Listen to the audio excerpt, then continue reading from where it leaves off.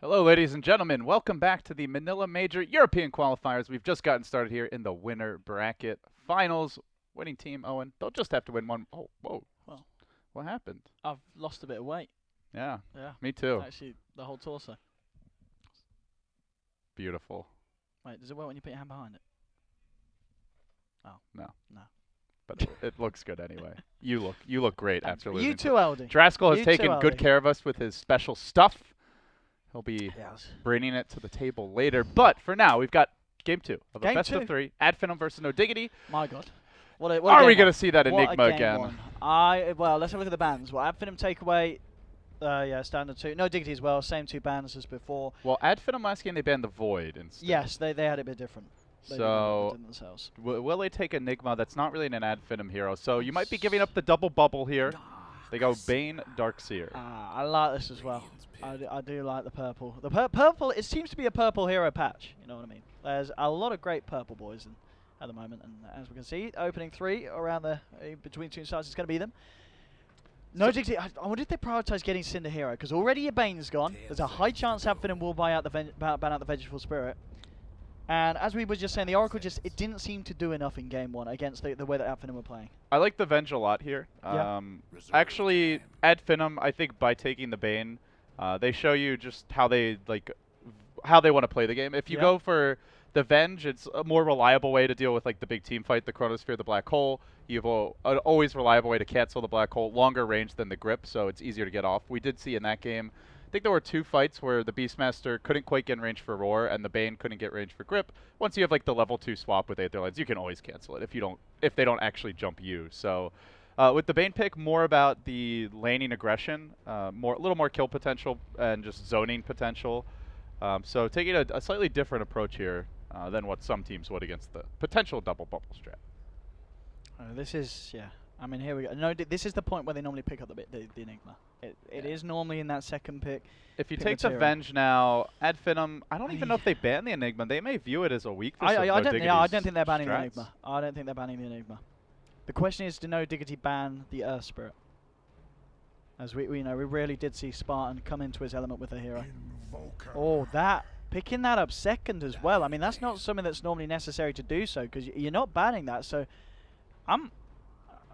I find that kind of interesting. I mean, we've seen it before. Remember the game where they did have the Faceless Void, Enigma, and Coifer on the Invoker, where they picked it up actually 5th yesterday, and it was absolutely devastating. You know, Chronosphere into Coifer's combo, he went Quasi-Exort, and it was absolutely, it was disgusting. You know, this guy, he still does a hell of a lot of damage, but picking it up this early, I mean, I just feel there's other heroes that you're kind of on a higher list in terms of priority to get, and I don't think Finem would have banned or even picked the Invoker from themselves, even though Thug does play it. But again, this patch, that they just don't value it as much, Finem.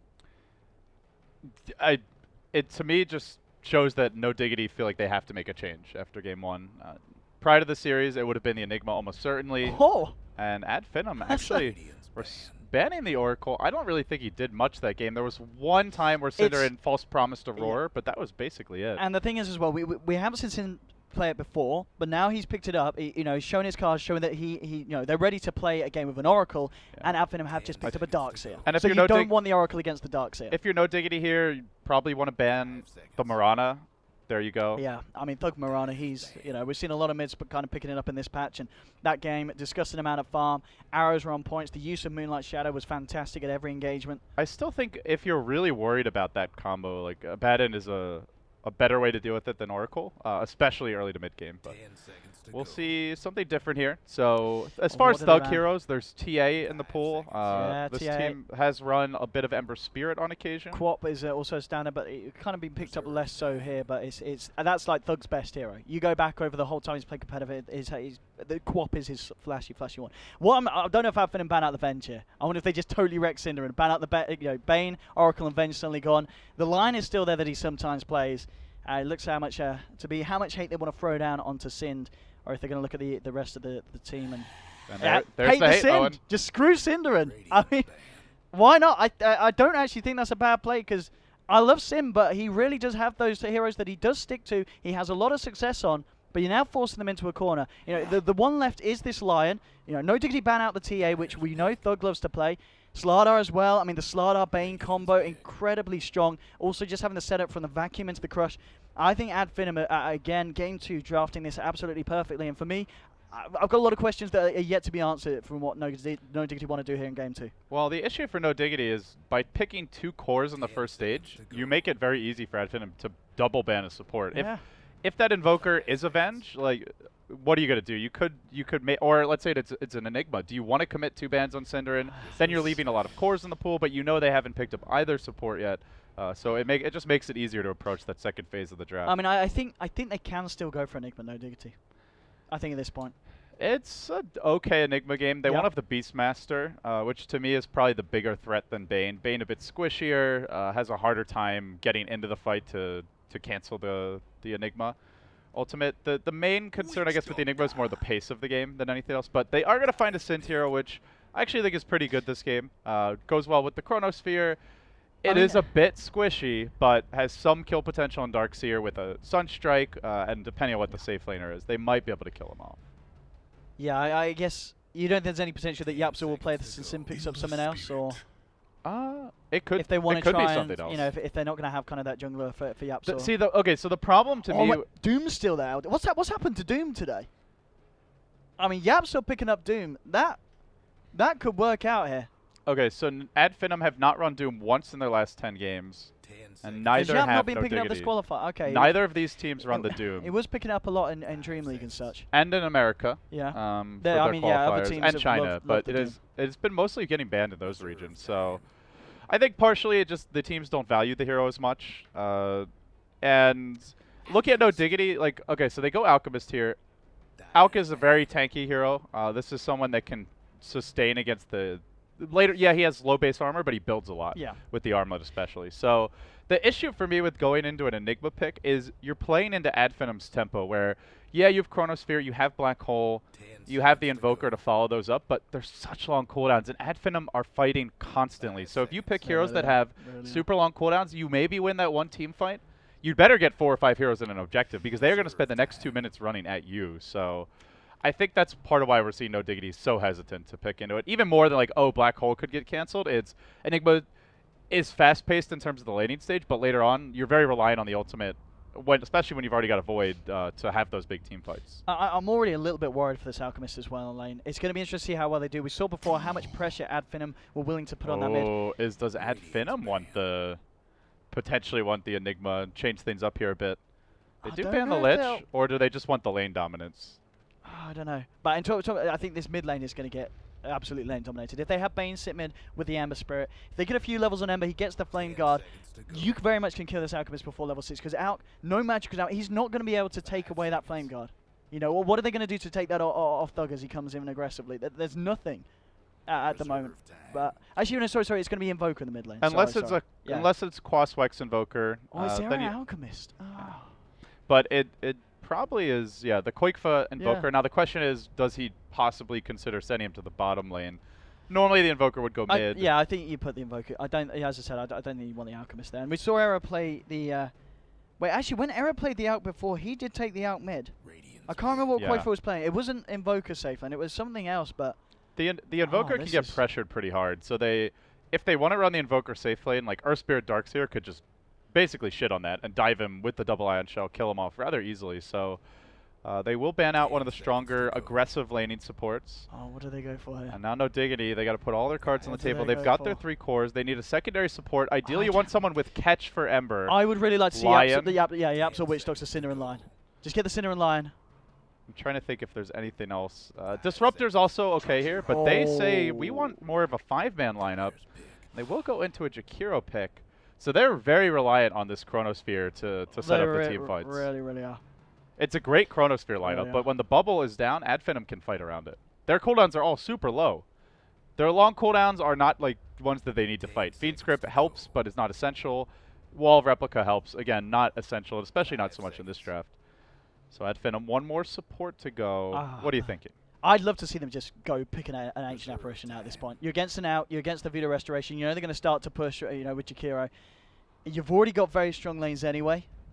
I like AA here. The only issue with AA is that he's a little passive whereas Ad Finem generally, they like to run at you. So it's just so good against the Alchemist. I mean, if they want to run at you hero, like Tusk comes to mind, someone who can be pretty annoying for a lot of these no Diggity heroes, saving heroes from Sunstrike combos, potentially bursting down the Void. Not a hero they've run much, but it kind of fills in as a Ghetto or Spirit.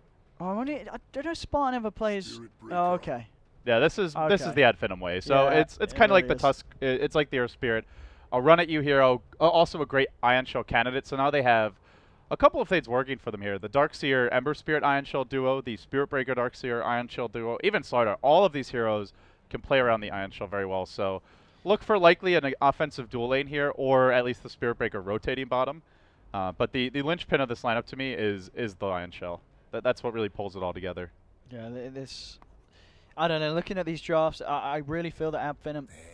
I don't know. Again, I've got to say that theirs to me is just the stronger one and the one I'm more comfortable with. I know Sind, he does love the Jig hero. It is one of his favourite heroes, but he's just not been finding the situations to play it much recently. Well, we've seen in the qualifiers. I don't think he's had a single game on the Jig hero, has he?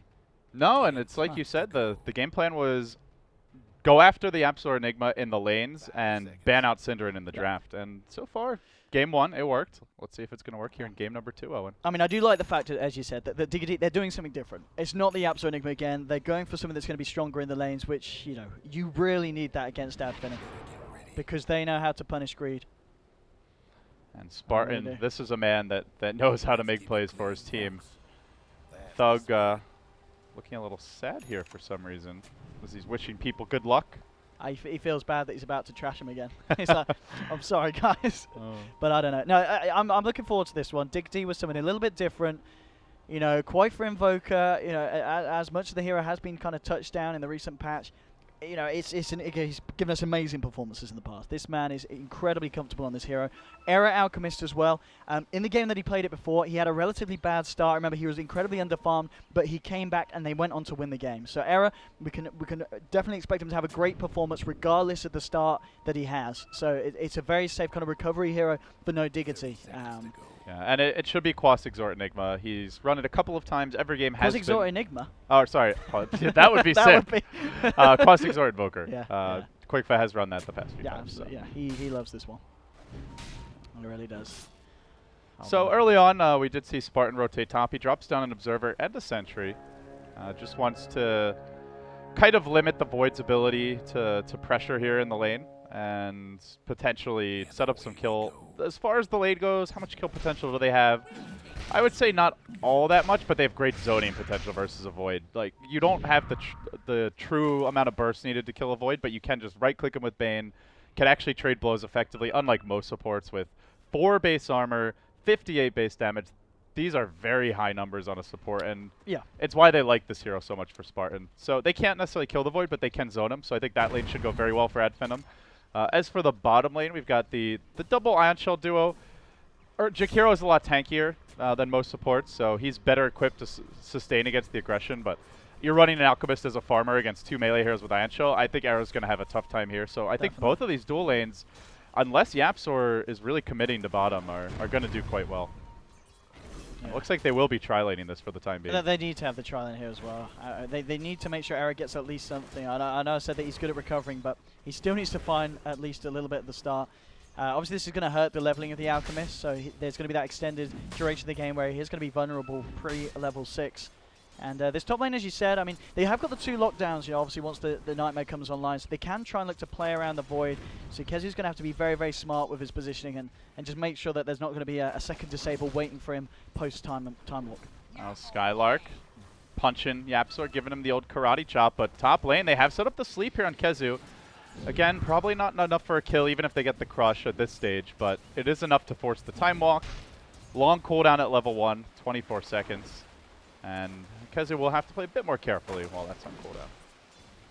Nice. So the last lane, mid lane, Invoker versus Ember.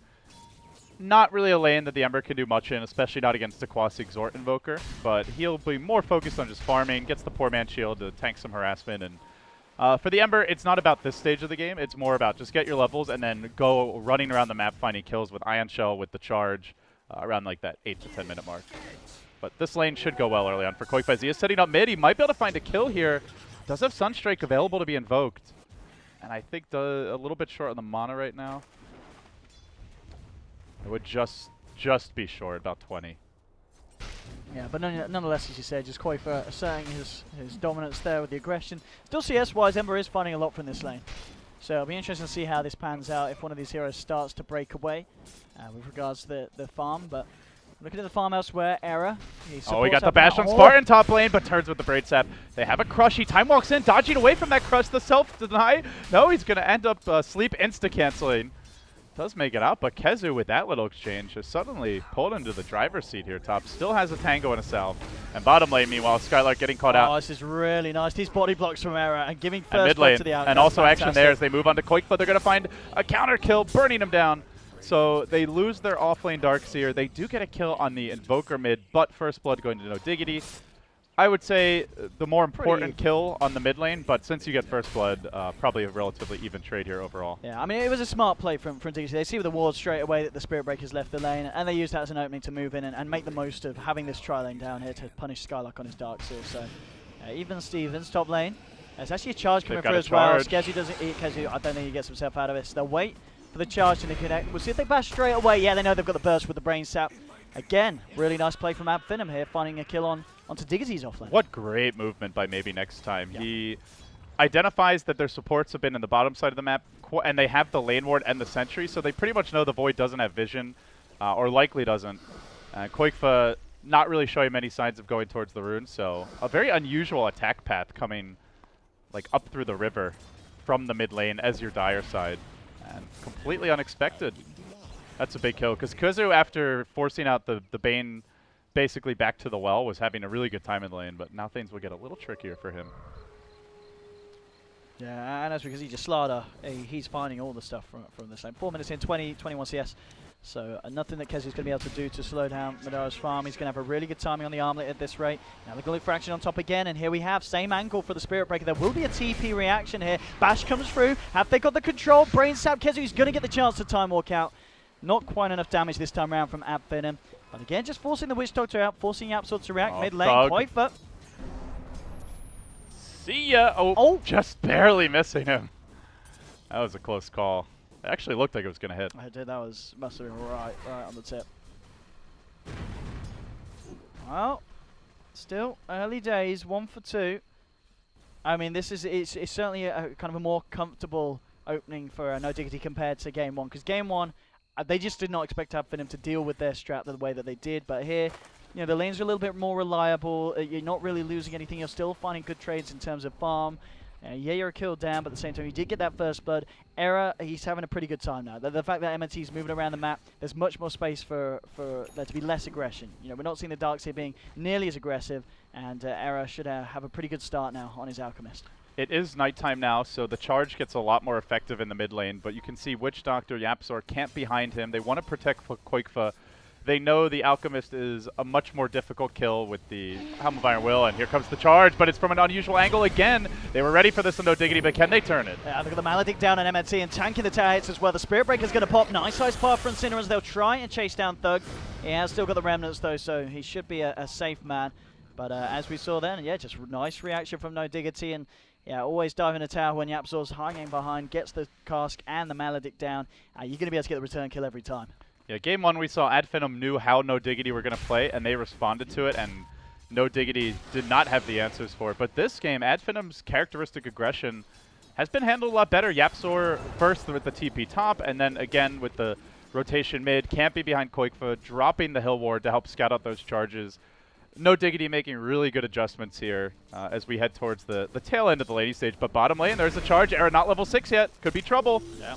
And again, this is both teams trying to read each other. Finem trying to go in on the carry when they see that Sin and Yapsor react to the mid lane. But Sin, fortunately, back there in time, and the Ice Path is enough to hold them off. So needed the bash there. This is really both teams just playing at their top level here, and no mistakes being made. It's just bang on reactions to each plays, and neither team really finding a huge opening to make something big happen. They're actually going to go in for an Era, but Era, he has got the backup, and again, Diggity, they play it perfectly. Era survives. Yapsor returns to join the fun with Synderen, and they punish the aggression of Finem. This, as you said, Diggity responding to Finem here in Game 2 really, really nicely. Oh, man. Era, if there's not 2 supports camping behind him, he dies there, but That one extra hero makes the difference, and for maybe next time, it has to be really frustrating, because now Alchemist will hit level 6. Yep. He gets the Armlet, he can pop Chemical Rage, he'll basically get a free Fountain Trip. He's charging right back in, but it's already too late for a kill. Azera does have the Chemical Rage now. Armlet ready to go. Alchemist, much more difficult to kill at this point. Yeah, I don't know how they're doing this. They're going to have to like throw Thug in as well. You're relying on Thug jumping in. They've got to do it when the Chemical Rage is down as well. If they just don't have the damage to fight through it. Maybe if Slardar comes down, but Slardar at the moment still on the safe lane. He's going to look to continue to get those key items, get that armlet finished. I don't think we're going to see him head down there anytime soon. So Era, yeah, he's kind of hit past that first hurdle. He's on 3.8k, 8 minutes in. It's a decent enough start really for Era to really work his magic this game on the Alchemist. Yeah, the big concern is Skylark having a bit of a rough time down here with the death earlier, but they are moving again on Era. Chemical Rage up again, and at Finem. Pressure denied. The dual lane has just not really worked out that well for them. Yeah. I mean, it was kind of sacrificed in the sense that MNT looked to find action elsewhere, and he did. You know, the first 2 kills, they got away with them scot-free, but off the back of that, we've seen him, he's died twice. He went for the play mid, and then he went super hard on the play bottom. Cool play here, using the... Oh, they almost signed Thug, just TP's out, barely surviving, but using the Forge Spirit as Yapzor walks around with an Invisor, and so gets up the hill, and is probably looking for a deep ward. We'll see where he wants to place it, but I imagine looks like towards the top lane is where it's going to go. Is he going for a backstab here? The Invis is going to wear off fairly soon. Madara does activate Sprint. It looks like they want to make a rotation here. They have Sunstrike. Could invoke it if they want to jump. Well, they do have the Chrono as well. If they can land a Chrono, just get a cast. I mean, Maledict and Sunstrike off the back of a Chrono. That should be enough to deal with one of these heroes, for sure. But yeah, and it's not finding the opening. We'll see if Kezu does manage to get himself a jump in on any of these heroes. He's going to miss the opportunity though. Yeah. Madara, you mentioned getting the armlet first. He's got it Time now, and straight onto the Alch. They want to punish this out. They need to kill Era. He's having kind of too good of a start really for Finem to be happy. So they want to go for this. He's got the Chemical Rage. There's 3. There's going to be a 4th hero coming in with the charge, and Era. Let's see if he can play his way around this. He needs TPs. TPs are coming through. Nice size path from Sin. Catches 3, stops the initial charge. Era, the regen's not going to be enough for the Chemical Rage, and he will fall here. Skylark trying to surge himself away. It looks like no Diggity can't punish this one. As Finem get away with that. Dog is coming though. They want to dive this, and get ready for the face rush. Round 2 about to begin. Looking for the tower dive. There is a chrono. Let's see what they do here. Charging straight away. How's Kezu going to react? The charge held off. Thug, cast, bounce over to Madara, then onto Skylark. Thug, he's looking for the chains on Yapzor. Yapzor with the amplifier, and he's going out, but no! The 4-man chrono, the Sunstrike on Thug. They're going to punish the Amber Spirit's aggression. Yapzor's 10 alive. Maybe next time he's trying to come in to finish him. Yapzor healing up with the Urn Charge. It's not enough. They will take down Witch Doctor. Alchemist is back now. Wants to rejoin it. Synderen surviving, but the charge through hits on 3. Maybe next time. Just wrecking them there, and the trifecta charge will result in a counter kill. I mean, man, I don't know if that's worth for Finem. They put a lot down there. They take a 2-for-1 trade, but it's the 2 supports. They lose the Ember Spirit, and now they're going to lose the tier 1 as well in the mid lane. It actually is a 1-for-3, including the Alch from earlier. Yes, sorry, from the start. Ends up being a pretty good trade for them. The biggest thing is Chronosphere got committed as well. Still, though, as you mentioned, they do lose the tower. We'll have a little Kala. Kala? Is that just us? Seems like everyone's Kala. Oh, there we go. Hey. Hello. Mate. All right, Kala over. I think that may have been on our end, but seems the hiccup has passed for the moment. They're charging Era again. The aggression. This is an incredibly close game. This one, I think. It's still the start is good for this Alchemist. Yeah, as you said, it was very nice that they were able to punish him. They're going to look to try and find a tier 1 down on the bottom. Well, top lane now, Koifut is going to start to push. Spartan actually coming in. We see him try and set up, but he did not expect Yapzor to be there. He'll hold back Yapzor, but with the cold snap down onto this man, Spartan's going to go with the Maledict. He pops. And Madara with the rotation and able to follow it through. They try and punish Koifut, but they did not expect Yapzor to be there backing him up on the Witch Doctor. Yeah, so Thug is going to get the last hit here on the tower bottom. Really does need it. It's not the easiest matchup. Quas Exort Invoker versus an Ember. They weren't able to find kills on the Invoker early, just the one. So this tower gold, it'll get him out of the way to boost the travel, help him get back in the game. Very important that he gets it, as he is looking for a dive bottom lane potentially. Not going to commit. They do have the double Ion Shell play, but Skylark's a bit low on HP here to go in. They're going to charge him with MNT though, and MNT, he does have the Nether Strike. He's just hit 6, so with this control, it might be enough. There is the armor and Chemical Rage. Error coming through. Can they have the damage to deal with this though? They'll burst him with the Remnants. They do take him with the Nether Strike. They'll find one kill. The question is, can No Diggity find someone in return? Thug trapped up in the tree line. No Remnants. He's used all his Remnants. This could be bad for the boy on the Ember Spirit. Kezu moves for the Chrono, only catches the Ember, but it's still good. It will allow him to finish off Thug. MNT does get the chance to charge away. So it's a 1-for-1, and again, we're seeing them throw their bodies at the Alchemist. They do kill him, but as you said, Thug, he's really hurting his own game with these plays. Yeah, I mean, the earlier fight, 3-for-1, and they trade the Alk and the Ember, so that's fine for Advenom. This fight, 1-for-1, not so good because Alk just farms way faster. Ember Spirit still yet to pick up his first big item here, as they are going to pressure this top lane. The big next item for Advenom. Yeah. It's going to be the Blink of Madara. Has it very soon. It really is, yeah. And they need that instant initiation. You have to combo all your damage right away to kill an Alchemist. He's just too tanky otherwise. To kill before the Void's able to rotate in with the Chronosphere counterplay. So keep your eyes on Madara moving forward. It's going to transition from the Spirit Breaker starting the fights, maybe next time, much more so moving forward into Madara on the Slardar. I mean, and this is the thing as well. I think at this point, Advenom, if you're going all in on these aggressive plays, you have to continue it. You're not going to beat the farm game as a Slardar and an Ember Spirit against an Alchemist and an Invoker with a Midas. I think at this point, Diggity, they're going to be very, very happy with the way that the game's starting to pan out. Koifa, as we're saying, he's got more than enough, and it's all down to what they can do with this Blink Dagger on the Slardar, and if they can start to make the plays now at this point. Yeah, you really want to fight around the Chronosphere timings and also away from the Void as much as possible because, frankly, without the Chronosphere, their lineup still has a lot of damage. It's just hard to reliably set it up. The Sunstrike isn't guaranteed. Ice Path, the Cinder and Dual Breath, and even the Macro Pyre, these all can be fairly easily sidestepped by mobile heroes like a Darkseer, Spirit Breaker, Slardar, and Ember. All 4 have some form of mobility.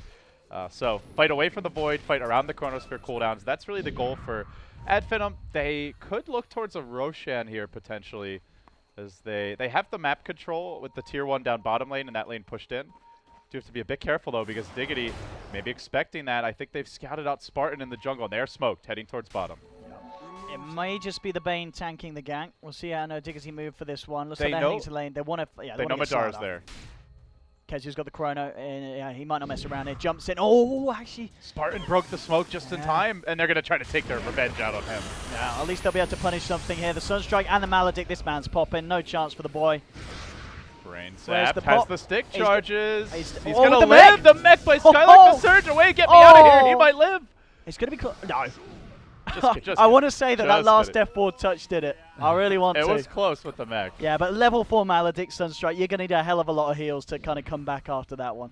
Yeah, he burst so much. He got the level 4 or level 3 Brain Sap. Yeah, Brain Sap. It barely canceled 1 Maledict. Mech as well, still not enough.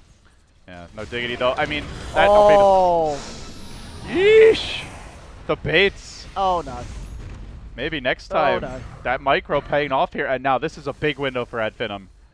Yeah. This will be 2 minutes, no chrono. Look, they're straight up top. They want to make a play happen. They know that the reaction is going to be lacking from Diggity. Diggity have to play so passively now. And if Advenom can get a tier 1 top, possibly even 1 mid, then no Diggity will have a very hard time contesting Roche. And they need to be able to contest it. Giving that away to an Ember Spirit who's had a slightly rough start, suddenly he's right back in the game. Yeah, that was a big whiff. It's really been the support play for Advenom. It really has. I think in both series as well, both games, and in a lot of series, here they've just been showing us that this combination. Their supports get banned out, like the IO, the Bounty Hunter. Sometimes we've even seen the Earth Spirit ban, like 3-4 bans on the supports, and they still come up huge. Sniping couriers, getting deep wards out, controlling the laning stage, canceling the black hole of Yapsor later on, having a good game plan. Like, these supports, not to take anything away from the cores, but I really feel Advenom have been carried more so than most teams by their support play. And they are going to look for this Roche attempt now. As you said, still realizing they've got this window without the Chronosphere available. The question is, do Diggity want to try and contest it? I mean, they've got Amplify, but it's not going to be the quickest Roshan from Advenom. It's just so hard. They're about to hit a better timing with Cinderin working on the Veil. Still a little ways off, but closing in on it. No Chrono. Invoker, level 11, so he has the 1 point of X now. He has the double Forge, but they're just not at their peak. Again, they do rely a lot on the Chronosphere to take fights. Yeah, just take the objective trades here as Quake's going for. He's going to get the tier 1. So at least they find something in return, but yeah, the fact that Finem find that opening, that's going to be great. And it's obviously going to complement the way that they're playing out fantastically. We've seen them just run at them, dive in tier 1s, getting close to tier 2s as well. It's certainly going to be YOLO go time here for the boys, and Aegis is on that Slardar, so he's going to be ready to frontline. Tread's done as well. That's interesting. They don't give it to the Ember. Thug, it's an okay Ember game. There's not really the best catch. Void, the main hero that could jump in with a blink, but outside of that, he generally should be able to escape. So I suppose that makes sense. Slardar, as long as your Ember doesn't get caught, can just be the one starting the fight, and the Ember follow up. But most teams would probably give the Ember the Aegis, I would say. Just the little things that separate teams. Moving in on Kezu. Yeah, look at this. They've got 3 heroes ready to go. Madara, a little bit off with the jump, and that ward just during its last seconds of lifetime, giving Kezu the heads up to get himself out of there. Yeah, could have been devastating otherwise. And Koikfa also going to TP away, so they dodge a bullet there. While YapzOr sees maybe next time moves up a bit in the mid lane. But these supports for No Diggity, they're rather poor. They are not accustomed to having 2 extremely underfarmed supports. Generally, it's that Veno, or at least the Enigma for No Diggity that has a lot of farm on YapzOr, but they're forced into 2 poor supports this game. Let's see what the game plan is now. It's going to be interesting to see what the Slardar goes for. I feel like he's got to get a BKB this game. I mean, you're up against the Jakiro, Invoker, and the fact that Veil's nearly... well, Jakiro was working on it earlier. We'll see if Sin... It's a great BKB game. Yeah, he needs it. Alchemist even goes for the Radiance build. Bottom lane does get charged, and maybe next time just hitting the crap out of him, but not really thinking about a kill, or he's threatening and wants to mess with his farm, I guess. Yeah. They're going in mid as well. So Spartan, he does set up with the sleep here. Has the grip ready to rock and roll, and Madara can blink in on this. Gripping Kezu from the backside. The charge comes through. Maybe next time. Kezu not able to get off the combo, but the people! And this Maledict on maybe next time in Madara, they're going to pop. So you're losing 2. He has got the Aegis back for the second round.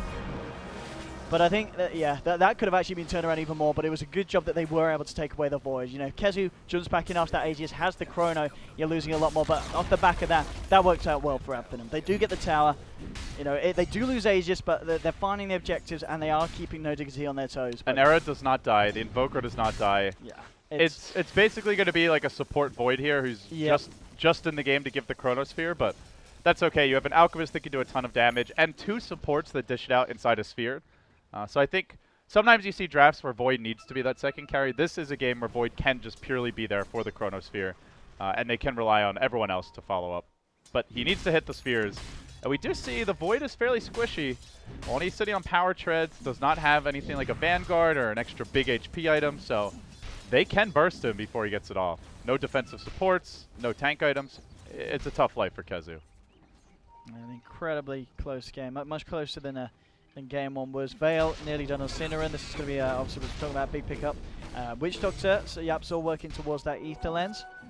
He's nearly got that one cleaned up here, but I don't know. Al's got to continue to farm Era. You know, he's got the Radiance done, so that certainly will happen, and we'll start to see him, you know, hopefully for the side of Diggity, spiral out of control. Oh, they're moving towards bottom. They think the Alchemist may be getting pressured, and the scan just missing, but still they move in. Spartan, Invis, is he going to break another smoke, or are they going to find the Slardar first?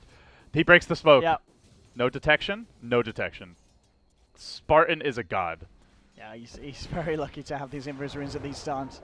Yeah, he's even going to amp Era. Keep eyes on him. This has got to be so frustrating for No Diggity. Kezu's like, there's got to be someone in the trees, right? Surely there's someone here. And indeed there is, Owen, but it's our friendly neighborhood ghost. He's chilling. Well, quite the opposite. Did get burnt a little bit by the Radiance, but he's fine. I'm not going to do anything about that. And just little plays like this holding off the plays that Diggity are trying to go for, you know, the key things in games this close and this tense. And it is close, and it is tense. Almost really a 0 difference in net worth. Yeah. I mean, I feel under 500 experience separating these teams. At 21 minutes, that is nothing. I mean, I feel that the issue is, you know, Diggity's draft, the Alchemist maybe not as farmed as you want him to be at this point, but bottom lane Spartan, well, he's gone. No escape for this man. But they need to find the space for Era to catch up. We've seen it in previous games. Era doesn't necessarily have the quickest start in terms of farm, but you give him the chance on this Alchemist, and he will start to break away. But being 1.5k against an Ember Spirit in a row, this is an Ember Spirit that we were talking about earlier, wasn't having a great opening game, but he's managed to recover really, really nicely. They are charging in on bottom. I think they just saw Cinderin next to Koikfa. Madara blinking in for the crush. Cinderin actually pushing up the wave. He's very close to that Veil. He wants that Veil. I don't know if he's going to get it. Yeah, he's going to get it. Hey, Dragon. After a quick death. Oh, he got it. No, he didn't. Oh, he actually takes the courier away. Doesn't want to risk it being taken down. Well, we'll live to fight another day, though, because he comes back in 30. He does indeed. And Koifa, in terms of his build, he's still moving along very nicely. Midas, Yules, Blink. I'd imagine he's going to get the bots next. We'll see if he does that or if he wants to start to work on the Aghanims. Generally, I'd say bots with this build is what you expect, but he is holding his gold for now. Greaves now done on your Darks here, so Finem going to be a little bit more fit for the fight. There is a Blink Dagger on Kezu. The Spirit Breaker, we'll see how Hami wants to go. He's charging in. He has got a DD rune as well, and let's see if he gets the bashes out. Link for Koifa, Nether Strike to follow through, but there we go. With the Yules, duking it out. Koifa, he's going to be fine. Blinks away. Yeah. Nicely crisis averted there for the Invoker. But they are going to back away now at Finem, slowing the game down a bit. So, I mean, honestly, overall for No Diggity, the pace of the game, I think they're pretty happy with it. They haven't gotten run over by the first Aegis. Thug, still no Battle Fury, I believe, just coming out right now. Yeah. But it's not that fast, and he is their big damage dealer as the game heads later. So they've weathered the storm nicely on No Diggity. Yeah, I mean, by the way, it's not by any means awful for Ember. He's really stepped it up. 10k at 23 minutes. This is compared to an Invoker that's been running a Midas who's only 800 ahead. I think they'll be happy with that one, and especially if they continue to keep finding free kills like this. Cinderin tries to get himself out on a bit of a warding mission, but he gets beat down hard by the boys on Advent. Yeah, they had a hill ward actually just expiring that made that a fool's errand for old Cinderin, so he will die again. I mean, he's got Veil. That's basically all you need to do damage as a Jakiro. Anything else is bonus, but that's assuming he gets the spells off. It is rather squishy for a Jakiro. So now Spirit Breaker grabbing the Shadow Blade, potentially a very big item here, with the ability to sneak up on an Alchemist, on an Invoker. So we'll see No Diggity Owen again smoking. They've been chewing through these, not very successful, as Sauce Spartan has just been one step ahead of them on almost every gank. But they are going to move again. It's coming close to the time where Roshan, we're going to see what the respawn is. So maybe No Diggity wanting to try and just find a kill before that objective comes available on the map. They're going to try and bait here by the looks of it, Rivera, see if any kind of reaction comes through from Finem. Some of these smoke eggs feel a little bit forced. Like they smoke with the top lane pushing to the river. Nobody really visible on the map, and just kind of blindly throwing sunstrikes out of the trees. It's not like a particularly easy smoke to pull off, and unfortunately another low percentage smoke well, not backfiring, but just not really firing at all. And the question is, do they actually go in here? They have to blink on Kezu. In theory, hasn't been spotted yet, I want to say, so perhaps they go make a go, but now it's at Finem's turn. Will they have a better smoke? They're going to move in. Haste in the river. Sweeping up towards the Radiant jungle. Ember, has the BOTs, is going to TP on mid. But he's not quite with the team yet. I think they're going to push out this lane, then they'll have the Ember join them. And they'll see if they can make something happen. Get that haste through now. Let's see what they can find with this. They've still got only a little bit of a duration left on the smoke. Oh, they want to get Era here. Mid illusions are going to be scouted, but there's two of them, so...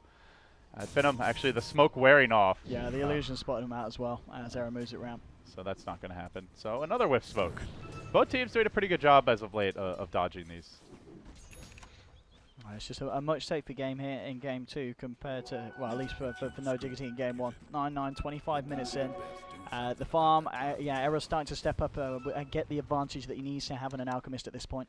He's breaking away with that Manta Radiance.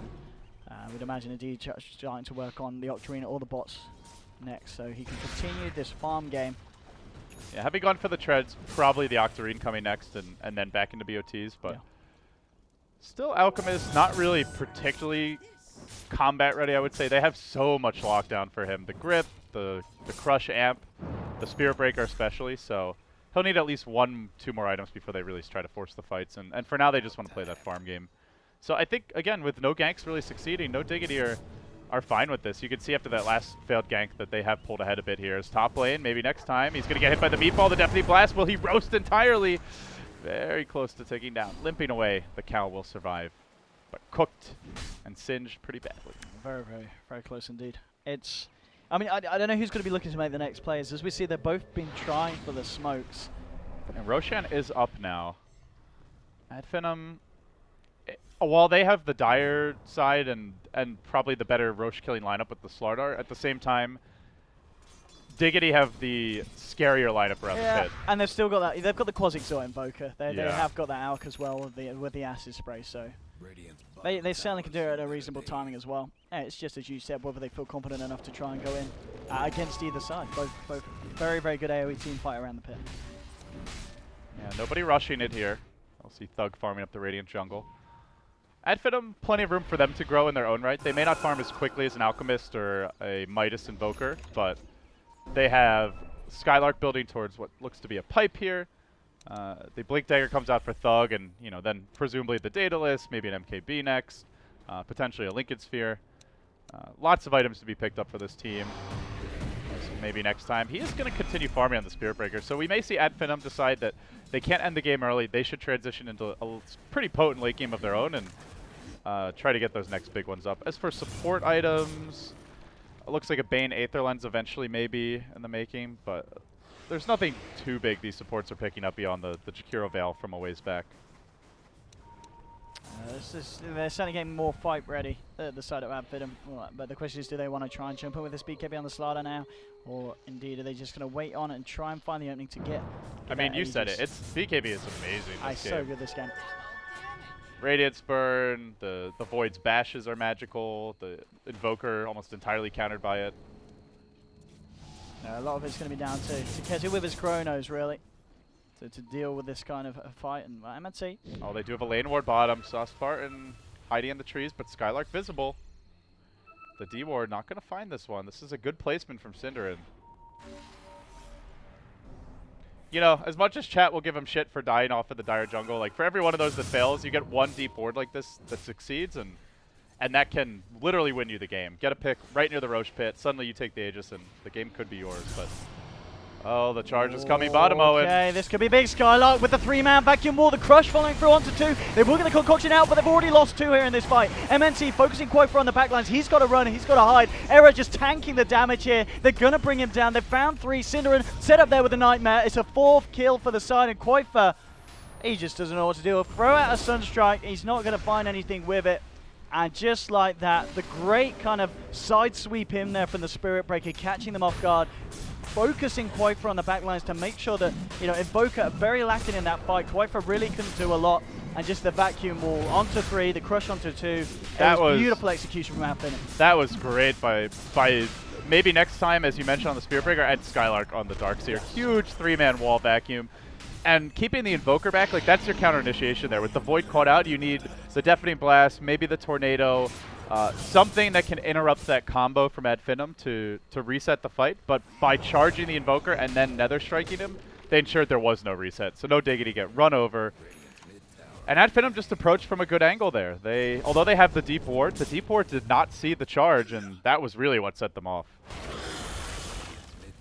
Ad Finem now just trying to use this opening to find as much as they can. Yeah, and trying to get themselves a tier 2, but Diggity, they are all back up. They do still have that Chronosphere. But Thug, with the Blink, Remnant out as well. He's feeling pretty safe to just hang around. And now he's off. After that fight as well, just the amount of money some of these cores have got. He's seeing this Ember Spirit with 3.1k gold. So he is, of course, going to finish off that Daedalus very, very shortly. Just in a couple of hundred, he'll have that Demon Edge done as well. And the next fight is just going to be even more scarier for no Diggity. That they really could not afford to take an engagement like that in a game that's so close as well, or was at least before that fight. Yeah, Era's still room to grow here. Buys the plate mail, so likely the Assault Cuirass coming next. And we've seen the Shivas come out on a lot of Alchemists as well. Could well be a Shivas too. Wow. Minus attack speed, good against Slardar, not that effective against Ember because he's all about the Sleight of Fist anyway. But even so, Era can be controlled. Again, there's these 3 heroes that have BKB piercing, just chain stun. The Spirit Breaker, the Bane, as well as the Slardar. So no matter how big your out gets, you still need a good Sphere. You need the Invoker to be able to get in the fights. Like, you can't. This is not gonna be one of those games where Alchemist can just one man, you know, 5 just wreck everybody, Godzilla Alchemist style. And we're really seeing that fight as well. The fact that they can really kill these heroes so quickly out there. Because you look, there's no mech on No Diggity. The Voodoo Restoration is still just level 1 on the Witch Doctor. So they just don't have the sustain for these fights. When you're fighting into a team that has a Dark Seer with Guardian Greaves, the amount of damage offset you have is just, it's incomparable to what Ad Finem are bringing to these fights. Yeah, and No Diggity have some squishier heroes, like 1200 health on Cinderin, on Yapsor. Later on in the game, 1 good amp damage with a Sleight of Fist Vacuum. With Daedalus now completed with Thug, those heroes are going to melt. The thing that concerns me for No Diggity, though, more than the damage that they have to deal with, is their lack of vision this game, where you can see Cinderin's desperate to get them vision. Like, that's why he goes for the solo move into the Dire Jungle, and then dropping the lane ward on the bottom side. I'm going warding, boys. Yeah, it's risky, but they don't have the vision heroes this Thug game. comes down and checks it out, but there's no Beastmaster, there's no Venge, as you mentioned. Like, that's more importantly than the big ultimates. What they bring to the table is an ability to see Ad Finem coming. But they have been playing in the dark, so they'll get some vision here. Still, if the ward's not in the right place, it's not going to matter, as we saw bottom lane. Yeah, and of course the fact that Scarlet's got this gem as well. So we'll see if he comes around this way, but that ward going to have a pretty short lifespan. They know. Ad Finem just drawing circles right on top of Koikfa and Kezu. Thug, he has played absolutely amazingly this game on the Ember Spirit. Especially after, you know, from the start that, you know, a lot of players I feel would have tilted off the back off. We saw him jumping in, playing incredibly aggressive and losing his life a couple of times. But now he's in a game where he's only 3k behind an Alchemist that's been focused on farming for the full 33 minutes. I think that in itself is incredibly impressive. He's got 2.6k. I don't know where he's pulling this money. It's just appearing out of nowhere. I mean, Thug is just having such a clean game. He has got 290 CS 33 minutes in. He's got more than the Alchemist. I mean, it just goes to show that this man's Ember Spirit is certainly something you need to be very, very wary of. And while that's happening, a Wild Bee begins attacking Ad Finem, urging No Diggity to take this game. They tried to send Assassins earlier, Owen, in game number 1. And here come the Bees. And now the counterplay with the Bees. The Visa interruption to try and, like, put No Diggity in a false sense of security. Oh, we're going to Epicenter. Woo! This has been some next-level mind games between the Greeks it really has. I mean, and the Digs. I mean, just so for this whole series, what a performance. It really is. I mean, this game, there's definitely still the potential for Diggity to turn it around. They've got that late game farming with the Era Alchemist, but they really need to make something happen in these team fights. And at the moment, it's looking to be Ad Finem.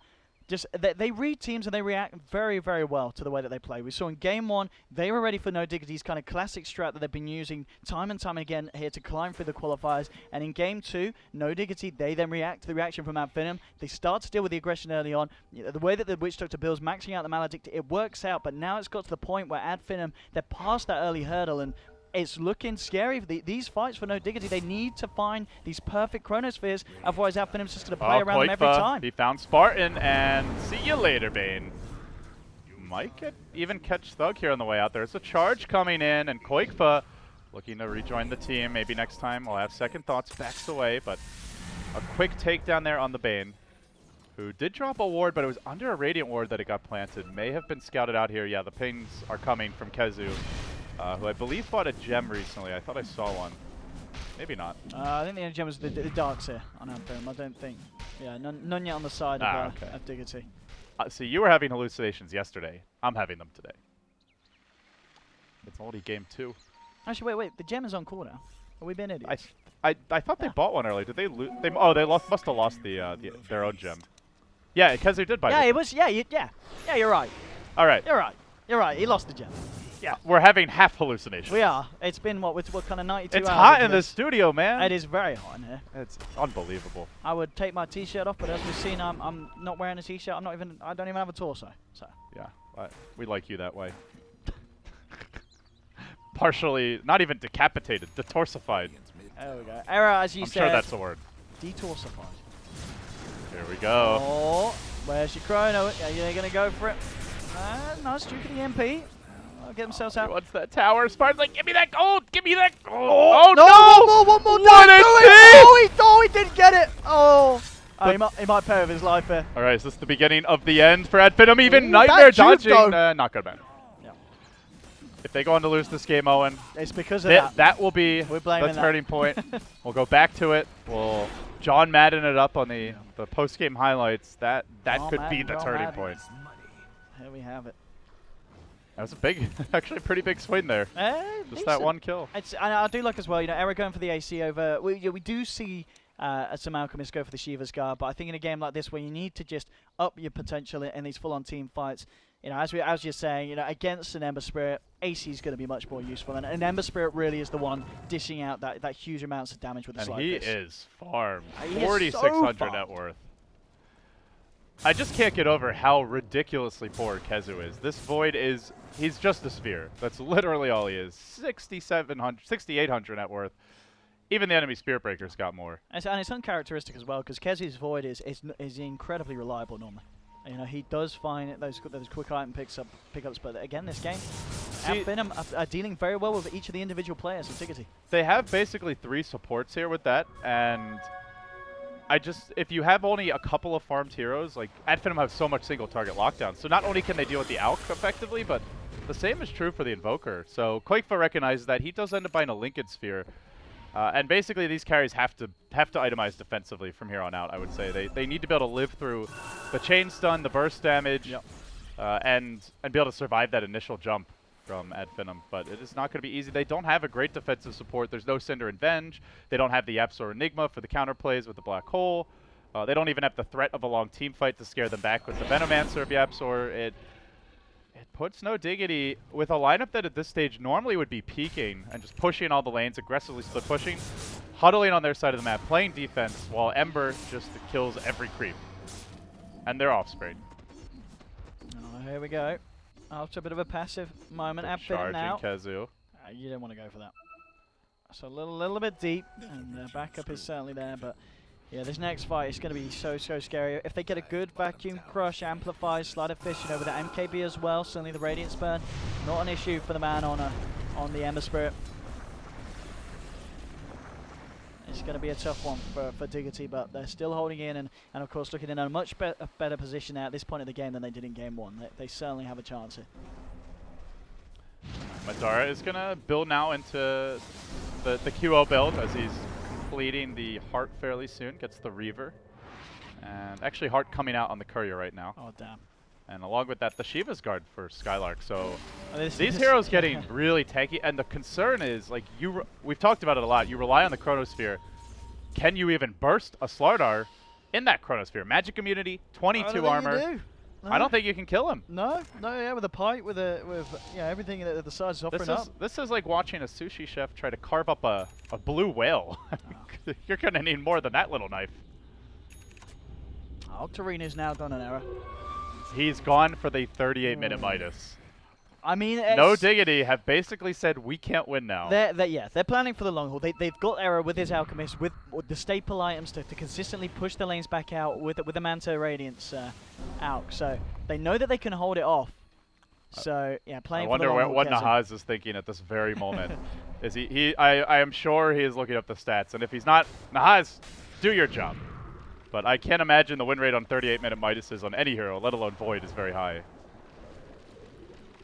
Kezu, though. I mean, given the situation... Oh, that's here we nice go. Chrono. He caught Skylark in the sidelines as well, and Skylark's the man with the savior, but the Nightmare coming out, trying to save Madara, it will be enough. Gets the BKB out in time, the Death Ward chunking through Skylark, it will be enough, but they've lost the Void here. Era now on the front lines, and here comes Thug, ready for the chase down. Nether Strike brings Era back in. They'll get the Yules to control the Ember for the time being, but he jumps in with a Sleight of Fist, ripping through the team.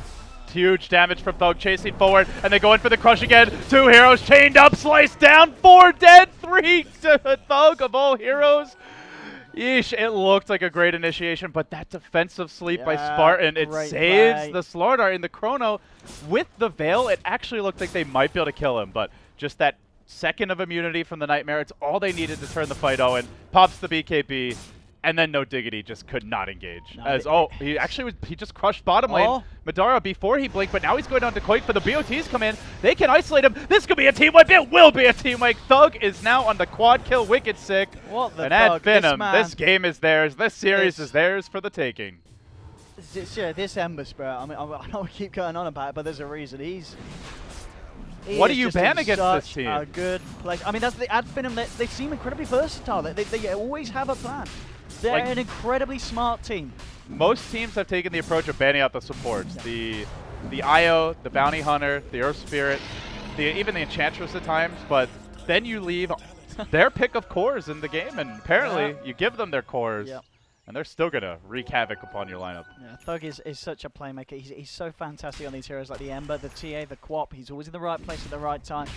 He's very hard to catch out. I think the only 2 times we've seen him die, it's not been because of a great play from No Diggity, it's just been from a misplay from himself when he's gone aggressive. But we've seen No Diggity, they just can't seem to find him. They've never been able to punish him kind of past the 10-minute mark. And the fact that he's just got the same net worth as this Alchemist in the era, he's just been focusing on the far more game. It's just not good enough for the out this game. Yeah, he just doesn't use the gold as effectively, really, as a Slardar, as an Ember Spirit at the stage. And the big concern for No Diggity is you see the Midas on Void. You can tell they want to split push, stall the game, take it late. That's generally the goal of the Octarine Manta Radiance Alchemist, is just to push in all the lanes and outfarm your opponent. But the problem is now you're up against Boots of Travel Slardar, Boots of Travel Ember Spirit, Shadowblade Spirit Breaker, 3 heroes that could just be anywhere. And even a Darkseer with a Blink, of course, already has Surge to work with. 4 heroes that are so mobile that they can catch you split pushing in just a matter of seconds. So they can't play their game of pushing out the lanes, of farming to take it late. Instead, they huddle in their base. That's how you know Ad Finem are in control, because No Diggity are trying to play one way, and they just can't do it. Yeah, I mean, this is kind of the 1+ for the No Diggity. You look at the situation, they're on the back foot. Ad Finem, they haven't really got the best base pushers. Who's going to be on the front line hitting the towers? I mean, you've got the slow siege, you have got the tank, but you're not going to be melting the towers incredibly quickly. And I do like what Thug's picked up here as well. He's just picked up a straight Skadi on the Ember Spirit. Yeah, for now it's going to sit on the Courier until he comes back, but there's so many single target spells that and the Chrono that I think he's like, Linkage isn't really that great this game. I'd rather just get raw HP. And in general, Madara will be the man in front, so still the Ember very unlikely to die, and for the moment holding the Aegis. But you are right, they're not the best lineup at going high ground. They need kills first, ideally, or they need an Aegis to work with and then take some risks. As we see Kezu, he's going to back away top lane, but was getting rather aggressively pressured. Meanwhile, Koikfa popping out with the double forward spirit. They know they need to split push. They cannot afford to let Ad Finem get to the base. Not at all. Let's see what the answer is from Diggity. Ad Finem really asserting the pressure here over on the side of the map of the Radiant. They're coming in on the bottom, coming in the middle. 2 minutes on the Aegis. They have some time here. They're going to go. Oh, Cinder and his Cinder dead. Deleted. Oh man, this is not good now. Having to defend, a man down. No buyback for Cindy either. They've got the Greaves. They've got more than enough sustain. And they're going in. Madara, he's so confident here. He's just going to quickly amp that Alchemist illusion, but the big dive! He just goes straight away with a slight as well. Those crits, an easy double kill as he picks up the Witch Doctor. MNT ready to charge in. They know they're fighting 5v3, holding them back as the rest of Ad Finem focus onto the tower. I mean, we are certainly seeing the weakness. They're not killing this tower at an incredible rate. They get the tier 3 down to just about half, but they are having to hold back, and this really is the saving grace for No Diggity. It is going to be a very, very slow siege from Ad Finem. Pushing forward once more. Thug just looking for the jump in. Surged and angry. He's diving. They're trying to tempt him in with the gem. Quick sleight of fist. Does back away, and now Slardar getting caught. Has the BKB. Has the cheese. They could try to set up on him, but it's very tough to burst this tanky Slardar. As Thug works on the tower, but they get off the Chrono. Madara is BKB'd. Has the cheese available. Owen, can they turn this fight? Skylight gets a 2-man vacuum black wall on the back. He holds Cinder back, will take him down. The wall vacuuming up, but now the concoction catches onto 2. Thug, he'll lose the Aegis. Nether Strike looking to control Era. Emma's going to be back up here. The Crush from Madara actually going to miss here. Takezu still walking around at EMP. He's going to catch maybe some of the side fist spam. It's a lot of damage. The concoction will fly through. Catch out Thug. We can see Yapso trying to hold them back with a Death Ward. They'll punish MNT. They're going to get Spartan as well here. The question is, can they go in for more? So the strike dropped. It's not going to be on contact, and now they're moving in for more. They may want to re-engage here, though. Madara's ready to go back in. There's the back. The Crush as well. Look for the slide. This could be disastrous. Thug not able to get it off. I think it might have been time dilated, but now the Remnant coming out. He goes back in onto Koikfa. Almost dead. Not quite. He gets killed off by the concoction at the final hour. The Beyond Godlike streak barely ended. They have not broken the base. No Diggity have hung on. Not worth at all there for Ad Finem. The gold swings there for Diggity. As you said, they hold it. Era getting that end of the streak on the Ember Spirit. And it really is just the case. At Finem, they were there, hanging around for 2 minutes. They couldn't even kill the tier 3. I thought with that vacuum crush that the Ember was just going to destroy. Was it time dilation? It was time dilation. He oh just man, couldn't get the slide to follow That's through. one of those rare times where you actually get to see the power of that spell. It's so underrated, but I mean, like we said, it is a support void, but a very powerful kit for a support to have, and a great hold by No Diggity. I think I'd fit him. Look at that fight, maybe a little overconfident, but here come the Ags now. Who'd you give it to? Invoker already has one.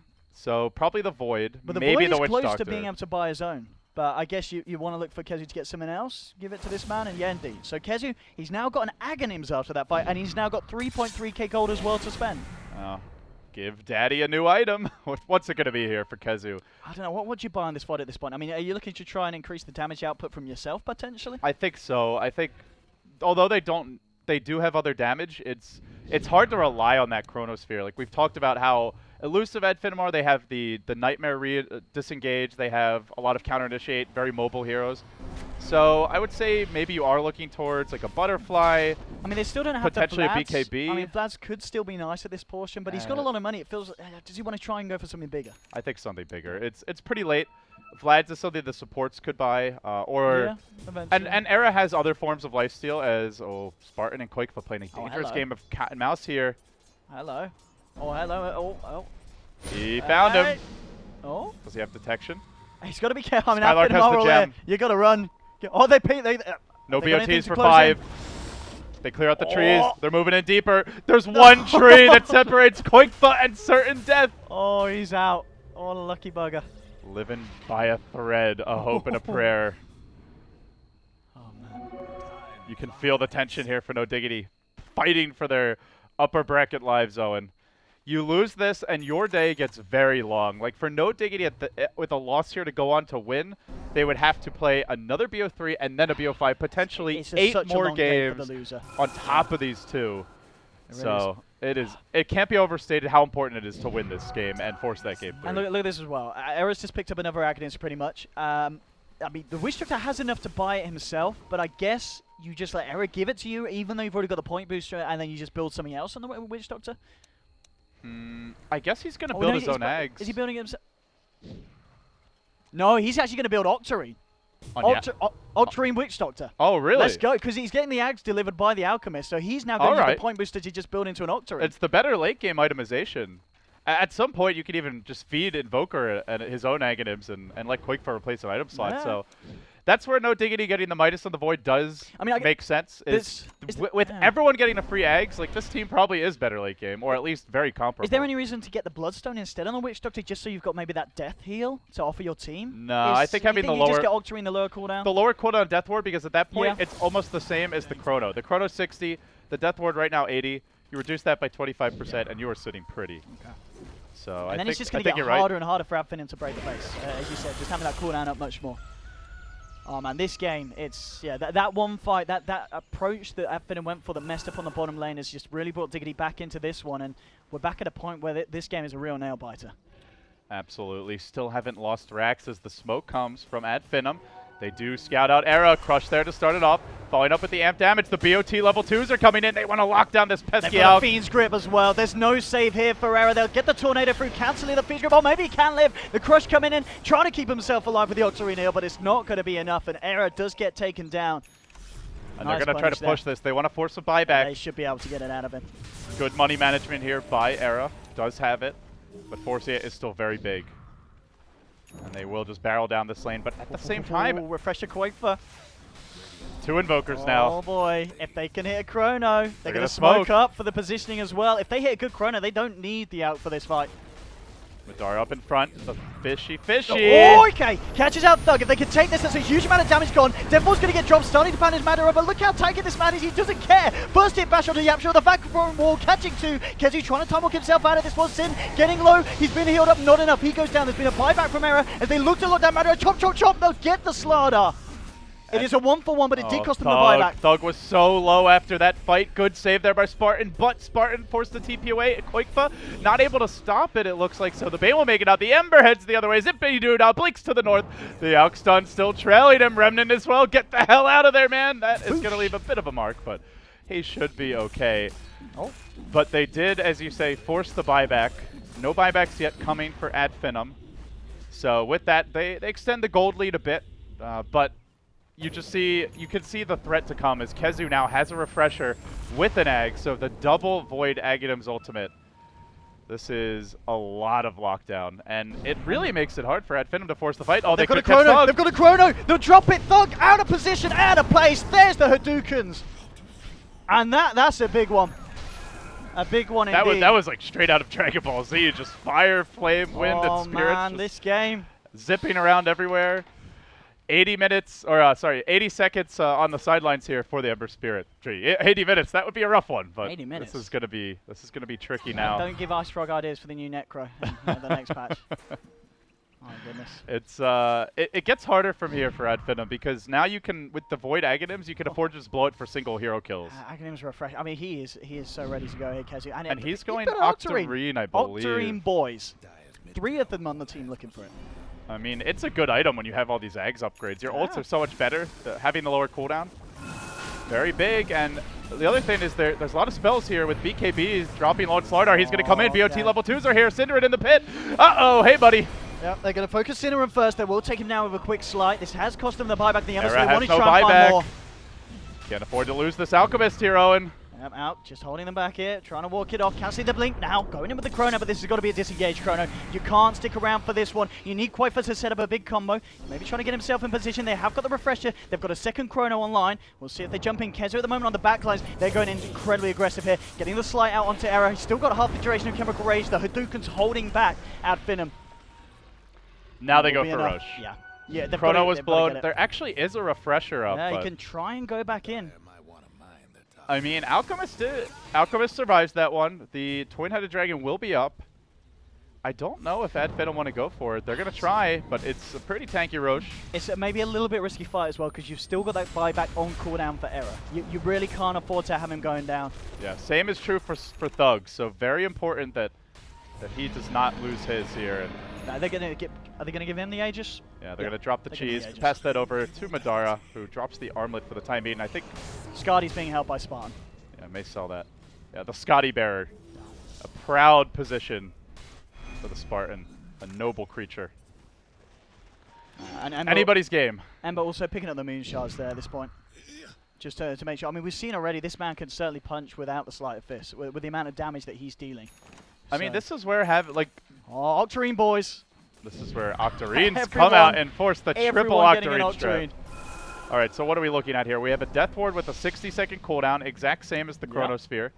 Right now, the Death Ward, or sorry, I already said that. The Cinderin, I guess, the sad man here. At some point may get fed an egg. I mean, imagine if Cinderin gets an Octarine in this game. I mean, it's a long way away. If it comes to that, you know, what, 30 minutes down the line, I honestly think you feed Quaifa an eggs first so that he can buy something else before you give one to Cinderin. I guess I'd agree, yeah, because having a sheep stick on this guy with a refresher Octarine on the Invoker, that could be pretty huge. Or even a BKB potentially to dodge some of these stuns. Okay, yeah.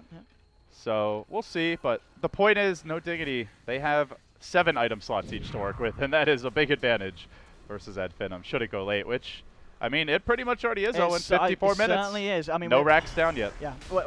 You know, Ad Finem dominated. It got to this point like 42 minutes ago. So for the last 10 minutes, it's basically just been Ad Finem unable to close out the game. Diggity are doing it. They are holding. And 54 minutes in, this game really can go either way at this point. It might even become Rapier territory soon, where Thug just feels like, I don't have enough damage. But the other issue is it's also hard for him to stay in the fights.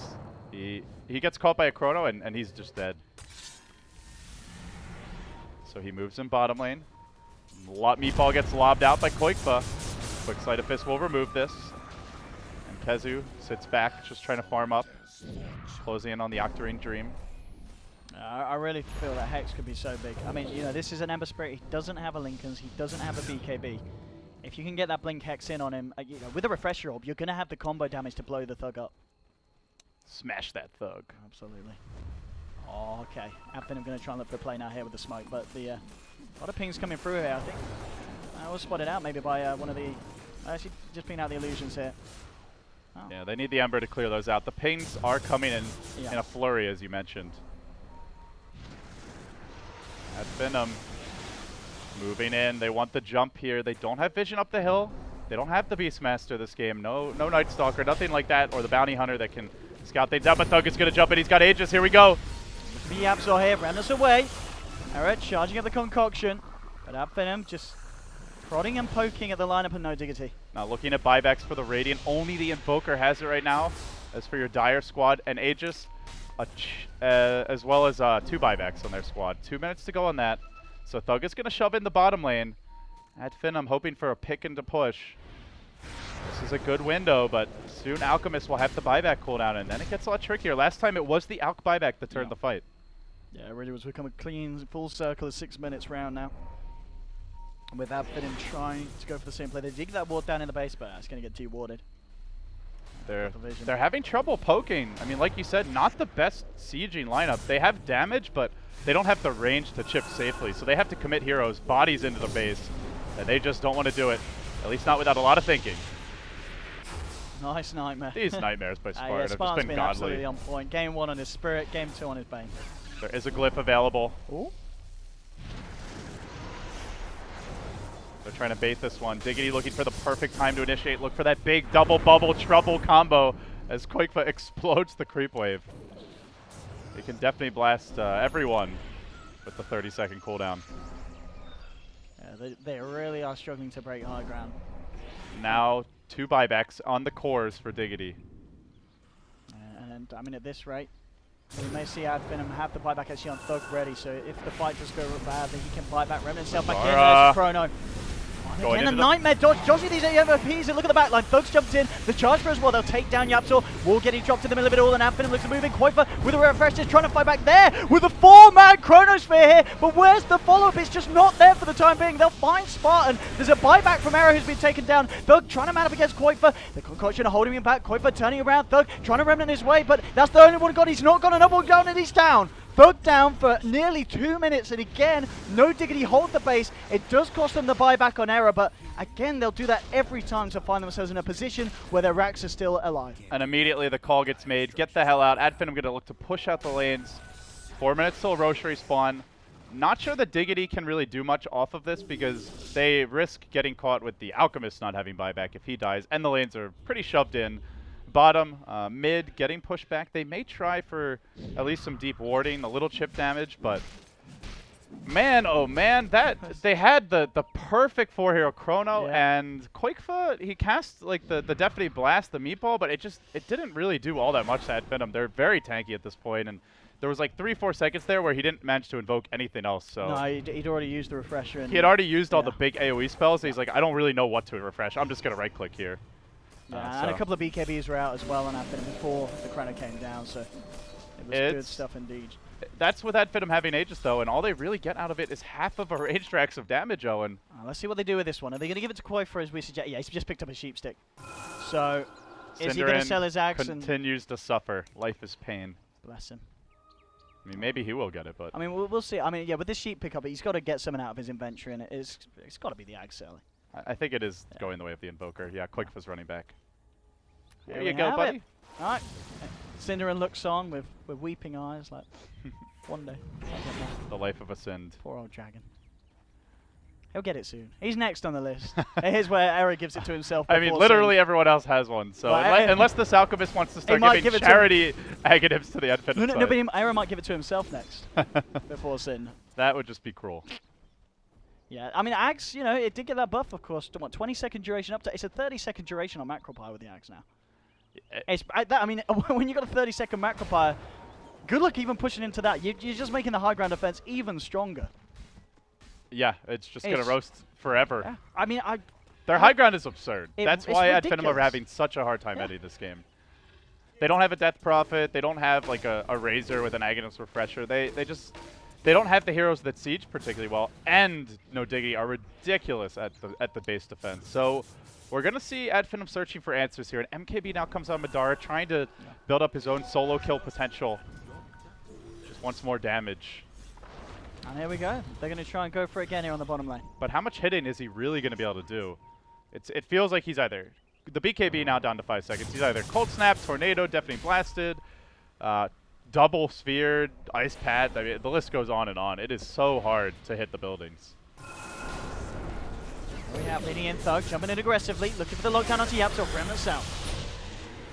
Holds himself, they managed to get the racks down to half. Manila coming back in to try and finish. Tornado from Quakefoot. And on the ice path as well, trying to just kite They're out. smoked. They want to go with Kezu. They have the double trouble bubble. Here we go. Looking for the opening, swinging through the trees. There is a ward there. It gets pinged out. But he's out of vision right now. The smoke's still there, and he goes for the backlight. Chrono only gets Spartan. This could be bad. Yeah, and here we go with the follow through. They've already taken us in. There's the refresher, the second Chrono, but MNC already with the BKB out. Quakefoot trying to drop the Meteor to Vogue, but he remnants out. MNC with the go for the Nether Strike, but Yapso, he did so much damage there with the Death Ward. Might not be enough though. They've lost two. Quakefoot gets out the Hadouken. They've cleaned up two. They'll find Thug as well with the Sheep Stick. Refresher and Quakefoot, they had the lockdown. So again, Diggity, they do lose two, but it's a successful defense. They kill 3 on Finem, and Finem just can't break the base. More gold, more XP each and every time going to the side of Diggity. And we'll have a look at the net worth graph now to see how much this has really swung. And we can see, you know, Finem, they may be that 10k, but they were there before. And now we're just going to see it turn back towards Diggity. And they just, I don't think Finem have what it takes to win this game. They don't even have... Like you mentioned, that wasn't even really a great fight at all for No Diggity. The first Chrono only catches the Bane. Now, yeah, he's pretty good at counterplaying the Chrono with the defensive sleeps. They do at least take him out of the fight, but the second Chrono on 3, I think 2 of them were BKB'd. Didn't even die during it. It was after the Chronos where they won the fight, with the Death Ward getting popped towards the end of the second Chrono, the follow-up damage. So, like, No Diggity just have the insurance policies, where Kezu doesn't even have to hit the perfect ultimate, and a mediocre one is fine. And like you said, that's where... Finem can still win this, but it's probably not going to be by forcing a fight in the Diggity base. And if they do, it's because the hero doesn't have buyback. But yeah. I mean, one thing that we haven't seen really is we've not seen Diggity yet try and break the high ground of Finem. So we know that Finem struggling to break that of No Diggities, but at the same time, you know, going into Finem, you've got that Ember sitting back, spamming out the Sleight of Fist. Yes, No Diggity have superior push. They've got that Quasixor Invoker. But we may see just kind of a turn of the tables where it gets to a point where No Diggity, they surmount the power to start to go for an aggressive maneuver, and Finem themselves, they may be able to punish No Diggity as hard as No Diggity's been punishing them when Finem keep moving in on the bottom lane. Yeah, and you mentioned trying to go high ground for No Diggity. Yeah. That is also very tough. It's better though, I feel. Yeah, you have it's a little bit easier for them, but you still have now double wall. You've got the double hex on Skylark, just picked up a refresher. Not to mention... That's where Ember Spirit can play a lot more safely. Sind will get caught out. A noble sacrifice. I love it. Look, he's just dropped a ward as he dies. All part of the plan. That's the fuck you ward. All part of the plan. That's the fuck you ward. He gets the warding done. And they do have the gem right now. Kezu hanging on to one, I think. Yeah, Kezu's carrying the gem at the moment. Actually, they've got 2. One's still back on the courier. They actually get one out here on the side of Finem. So, Finem, with that kill, will go into the Roche pit.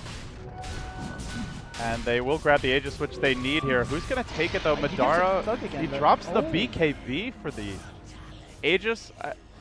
The issue is, like, they have so much control when you don't have BKB, but at the same time, who else is going to carry it? Your Ember Spirit is pretty much maxed out here, and he has buyback. So it makes sense, but it's just... Yes, really that is becoming the story of this game, is Finem are feeling very slightly slot limited, and the longer the game goes, these 2 heroes are maxed out.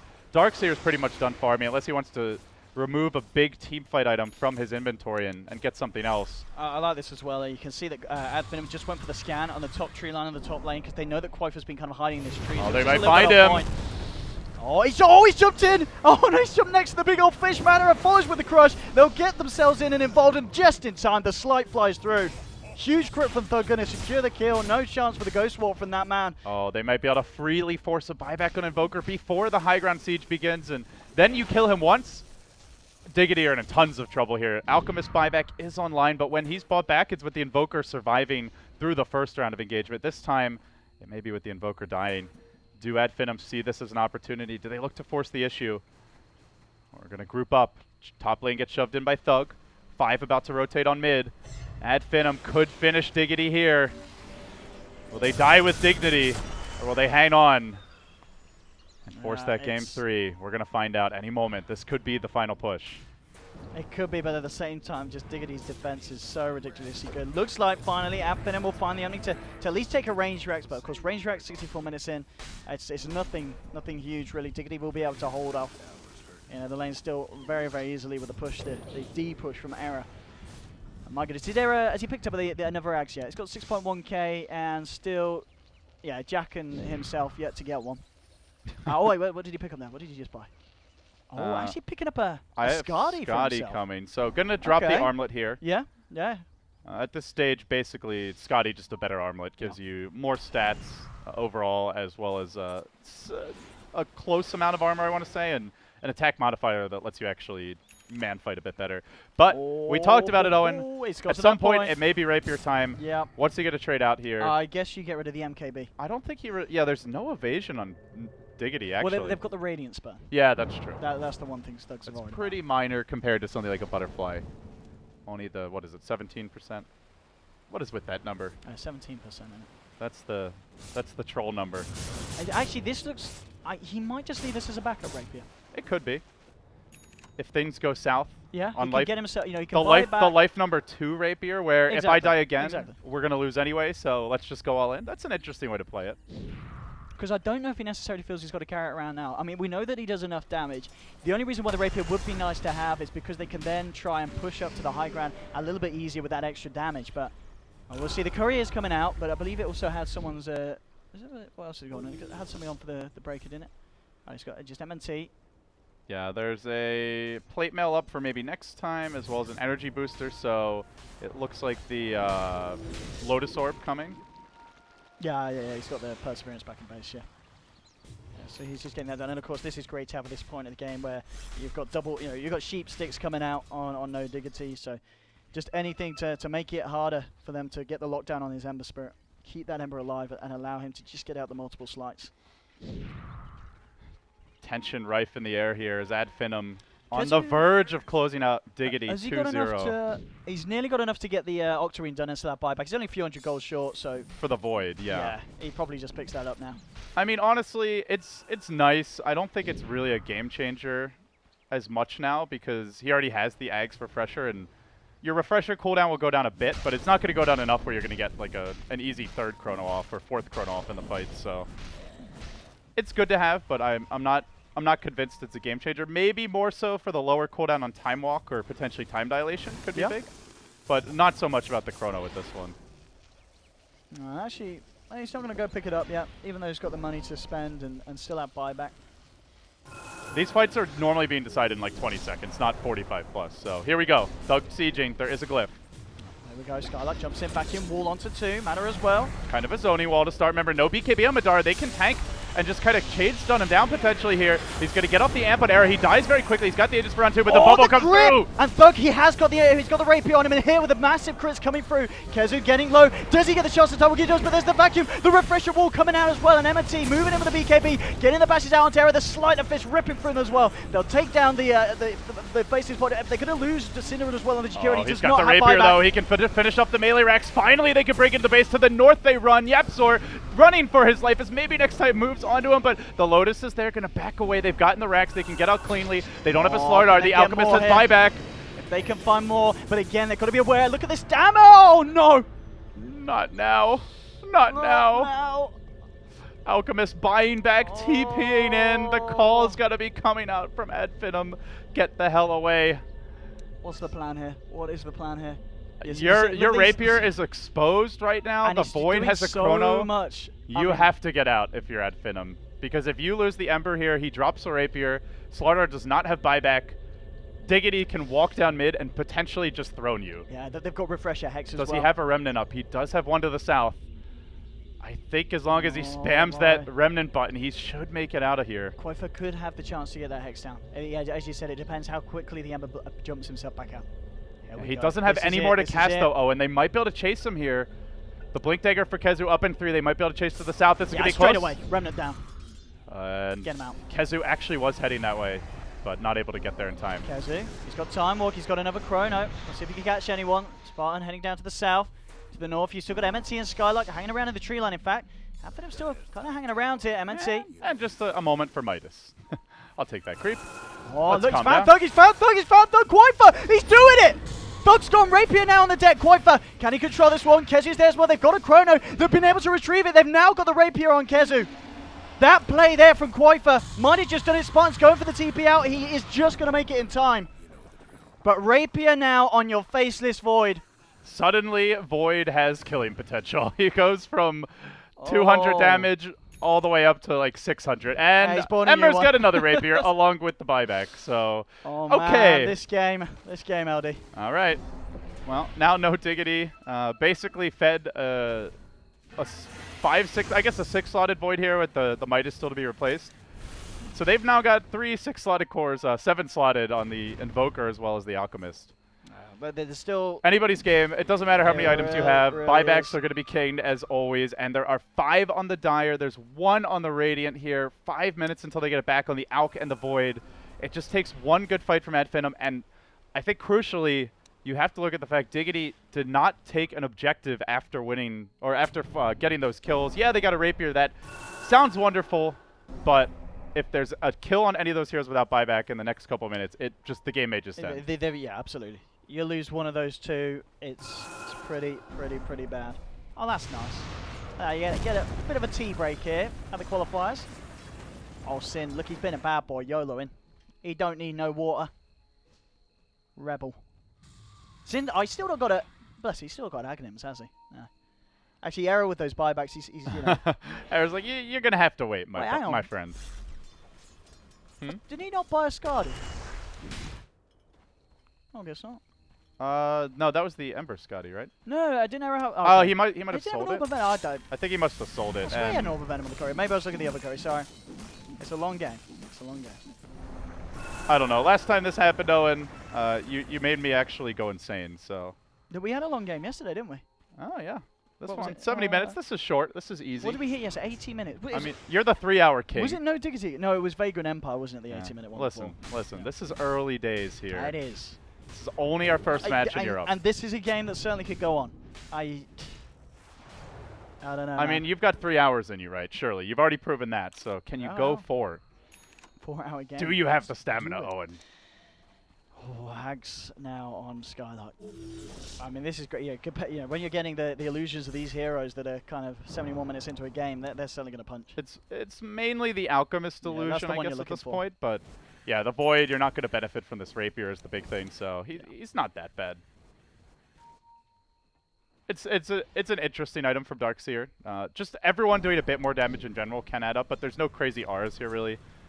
Assault Cuirass, they have their own already. Yeah, it's not really the biggest Aghanims Darkseer game, but we'll see. Could make a difference. All right, 4 staff up on Bane. That's actually, as much as we're talking about these huge carry items, like this to me is probably more important than an Eye of Scotty on an Alchemist at this point.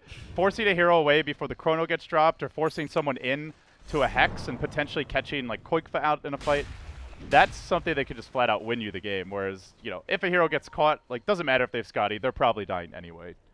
This is, it's one of those little items that can make a big difference. Let's see what the next point of call is for both of the teams. It doesn't look like at this rate that they'll be able to. Maybe, well, actually, think of the Ages of Cheese. Maybe we'll see Finem try and make a move on the base again within the next 3 minutes. Still this window, as we talked about, where Kezu and Arrow don't have buyback. Maybe next time he drops the ward. He's like, oh, hello. Finds Koikfa, but they are roshing. They can BOT on top. They can potentially go for pickoffs here. He sees there's nobody nearby. Arrow's outside of the ward vision now, does get scouted out. But you got to think maybe next time wants to charge this. He actually pings out Arrow, who does not have buyback for 2.5 minutes. Shadow blading. He's gonna Are they find gonna Sin. go? He's gonna find Sin. Sin has the gem. He sees him. He sees him. Hey, buddy. Didn't BKB though. I don't think Sin's getting any help with though. Cinderin is hardly a hero at this point. 4,000 net worth in a game with a hero's at 40k. They're not going to risk anything to save the Twin Head, but that means he doesn't have buyback. He didn't actually have the gold for it as well, so there's no Jakiro here for this high ground defense. But as you said, they have Aegis, maybe not the biggest of and 5 buybacks. There are 7 extra lives here on Finem. And still 1 minute there and are a half. only 2 on Diggity. No buyback still. This could be an opening for Finem to get a lot done. Fortification coming out. You force it here if you're at Finem.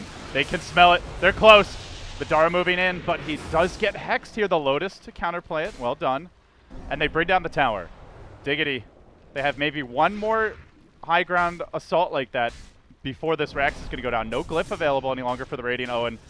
They cannot afford to let Finem hit these buildings without getting killed, and they need to do it right now. In the trees lurks the Void. He smoked Kezu. Taimoki back a bit deeper. All Wants to about stay Kezu. hidden. All about Kezu here. There's 2 close to each other. There's 3 close to each other. What's he going to do here? Eyes on it, jumps in. Gets the chrono. Didn't get Bug. He's still outside of it. The refresher. Kezu looking for the second one. The death board pummeling through them. Look at him rip through Skyline. Madara sound as well. They're 5-2. Kezu with the rapier bashing onto Spawn. And Time Watch forward gets a third here. They're taking the Aegis down on third. The Ice Blast to set it up for a second time. They got the concoction. The controls there. Kezu with a triple kill. The defense from Diggity again is successful.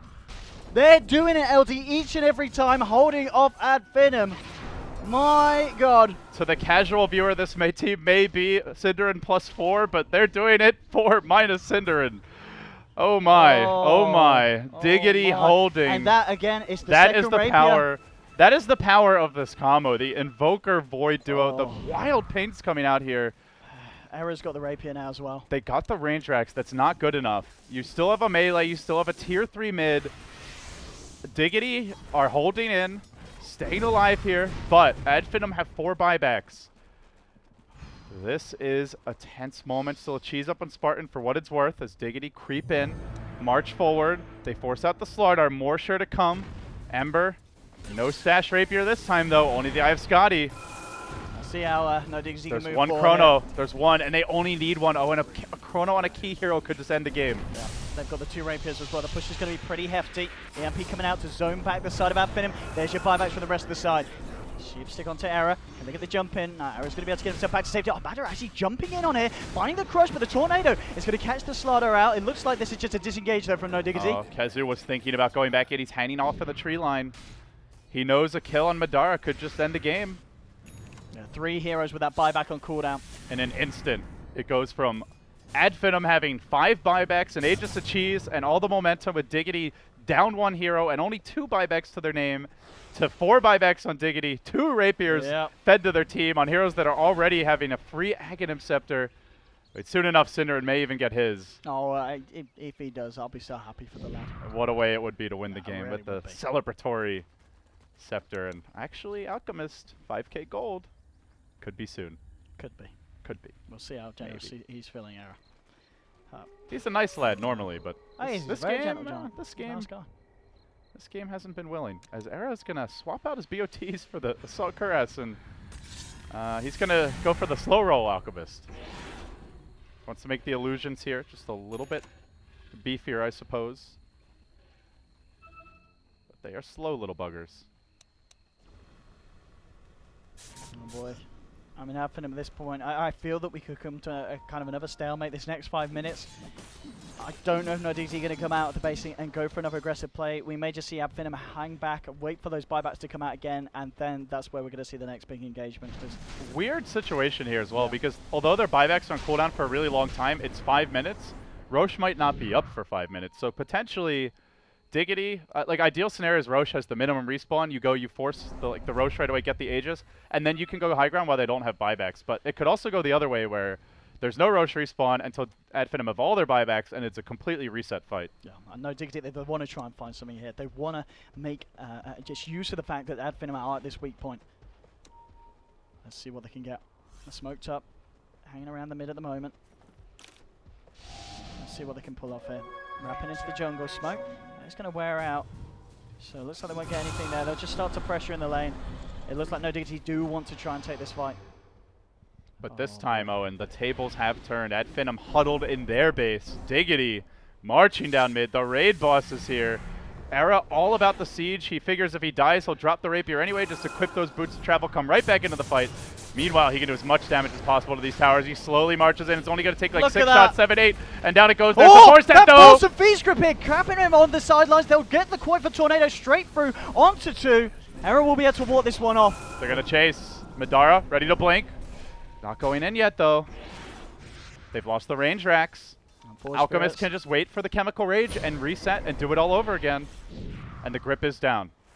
That's a big spell not to have available. And that was also an enfeebled Alchemist hitting your base. Oh, maybe next time, though, he did find Kezu here on the south of the fight. Oh, no, come on, not like this! Not now.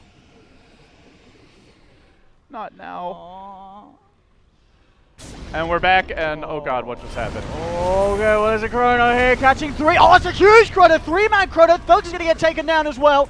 There's 2 dead.